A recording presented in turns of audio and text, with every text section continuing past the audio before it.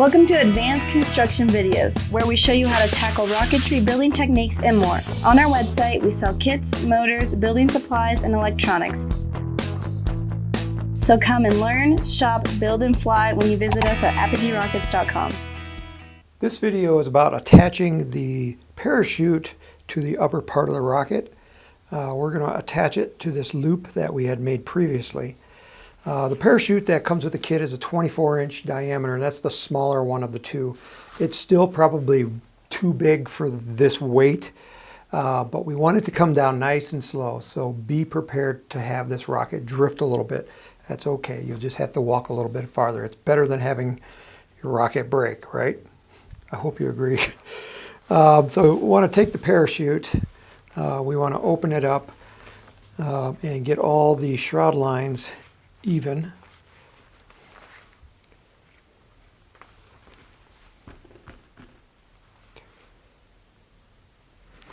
Okay, and then I want to find the middle and pull down on that and make sure that they're all even right here. So I kind of wiggle this around on my finger, slide it over until they get all even like that.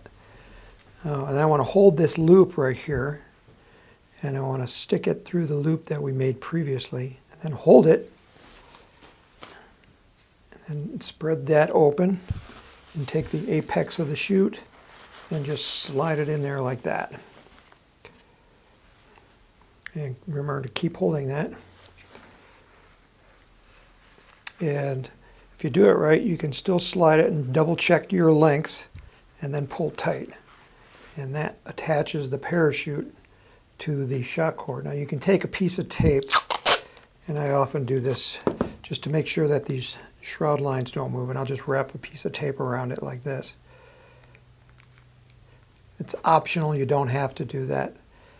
Okay. Then I want to take this shock cord and I want to pull it tight, take another piece of masking tape, and this one I want to make a pretty small piece of masking tape because I want this one to come undone. And I'm going to stick it on my skin, try to pick up a little bit of oil off of my skin, and then we're going to tape it to the bottom of the rocket like that. And then we want it to be able to come apart really easily like that. So that's good. It's just to hold this down while we stick it into the tube. So when you're ready to launch, and I'll just kind of demonstrate this now, but I'm sure you'll take it apart plenty of times before you launch it. Pull everything tight, and I like to fold my chute.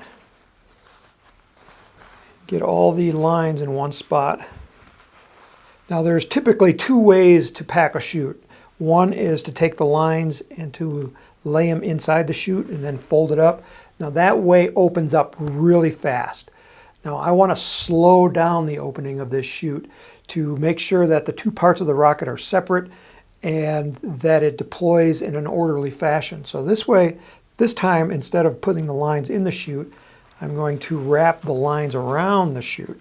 So I'm folding it up into a wedge, and then I'll do a zigzag fold. So I'll just put my finger about a third of the way and fold over the top, and then fold this back over the top, and then take the shroud lines and then wrap them around. And I like, instead of wrapping them around, I like to roll them around. I like to roll the parachute, and what that does is make sure that all the lines are nice and straight instead of twisting them, which you would get when if you wrap them.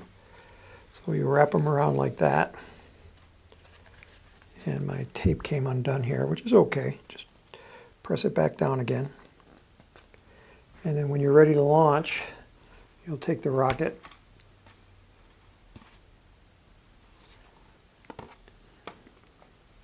make sure your shroud lines are inside, and then just put it inside there like that. And this is nice and tight, which is good. And then when ejection happens, it's going to come out, pull everything out, and then it's going to lift that off. Oops, look at that. I got it caught there. We don't want that to happen.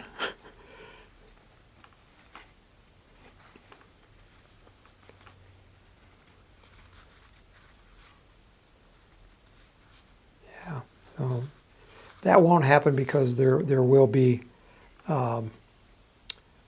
the parachute on the other one here. So that is how you prep the upper part for flight, and in another video I'll show you how to attach the bottom part.